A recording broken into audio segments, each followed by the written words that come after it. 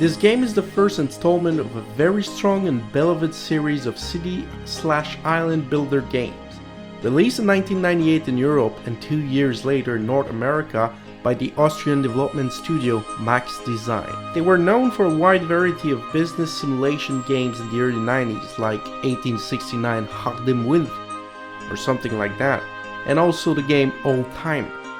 But their greatest feat has been the Anno series.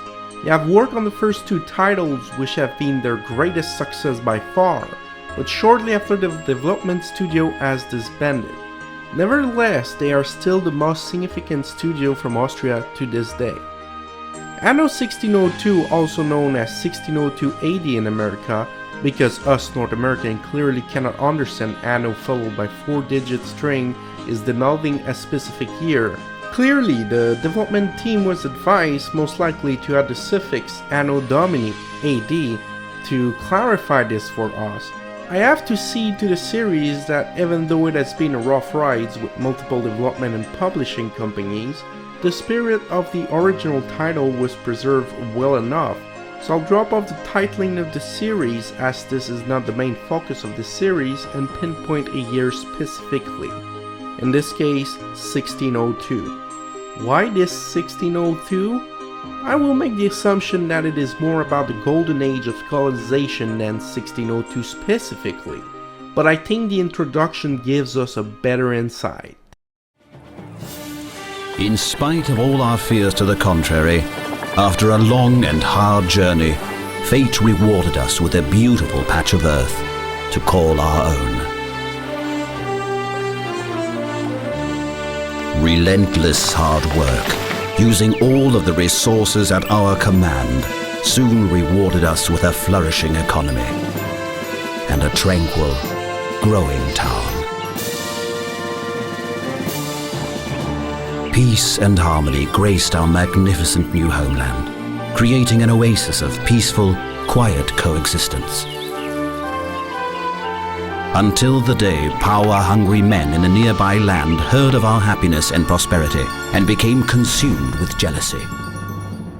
So yeah, the ugly characters let us know exactly why 1602. Because it is the perfect date to launch a massive colonization of the New World. With the Western European powers growing at a tremendous rate and the limited land masses available in the whole continent, 1602 falls right in the moment of colonial expansion. France, England, Spain, and I guess France again. All these nations have had more or less massive campaigns to colonize the New World in hope of finding fortune and power. The old world was filled of hopeless people ready to suffer the hardship of a long venture across the sea if it meant something better after. In this game we start almost all scenarios in the same fashion, a single boat lost at sea. From there we have to explore the neighboring islands to find the perfect spot for a brand new cash crop colony. We can explore the islands to find the resources that lie hidden. Each island can get different commodities and of course you will never get them all at once. The map has a north and south division which allows different crops to grow depending on the climate you receive. Being personally an adept of violent strategy games, I have to say the combat system is subpar in this game. The ship's combat is simply firing away at each other until one sinks, and the land troops, well, there's a lot to say about the land troops. First, they're usually boring and unfun to use.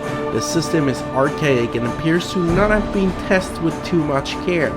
Secondly, to access the land units you have to build thriving colonies and produce all the required goods to supply these units. That means you will probably also need additional colonies to gather the extra resources that will not be available in your home island.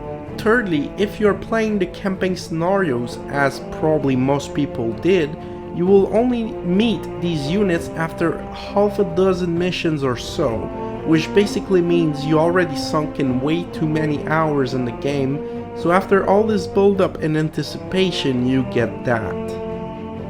Ugh. But the combat system is definitely not the main focus of the game here. It is all about colonization.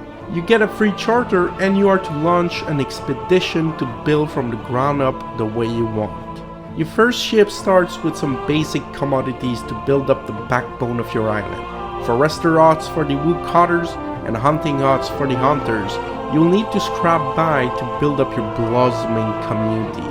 As you are expanding into the game, the colonists will start asking for more luxuries and advanced services, from fine alcohol to sweet cigars, with schools and pubs. The symbiotic dynamics of the service buildings and layout of your town is the critical part of the game. You will have to bend your head around developing the most efficient way to distribute the access to each and every citizen so they evolve all the way up to aristocrats. As if any aristocrat will want to live there, right? Of course they will want, as you will have plenty of cash crops plantations to exploit. And the game makes a fine balance around these slaver subjects by avoiding it completely. Trading is a critical part of the game. As mentioned, you will never find an island that will let you complete the chains for the most complex goods required. So you will have to either start trading with the foreign European ships coming to visit you, or expand into neighboring islands by building smaller exploitation settlement to bring back the required goods to your main hub. The competition is adaptive in this game.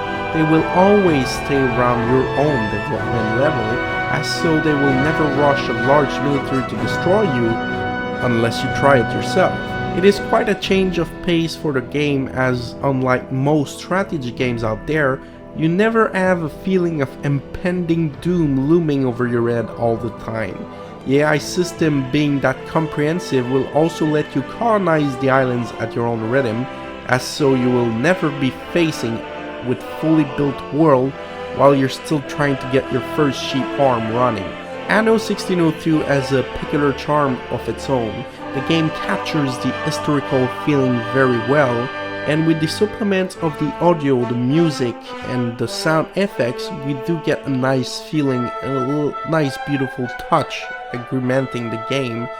On the graphic side, it's still an isometric game, so it's right in the period of 98, and it's not extremely remarkable, but it's still enjoyable even today, as in my opinion all isometrics games are aging very well. If you're looking for a fast action-paced game like Age of Empires or StarCraft, you'll probably be disappointed by Anno 1602, as this is a more laid-back, relaxing game where you take your time to lay out the plans of the future expansion and never really meet any opposition. Hopefully you've enjoyed this review, and if you did, make sure to hit that subscribe button right now. See you next time.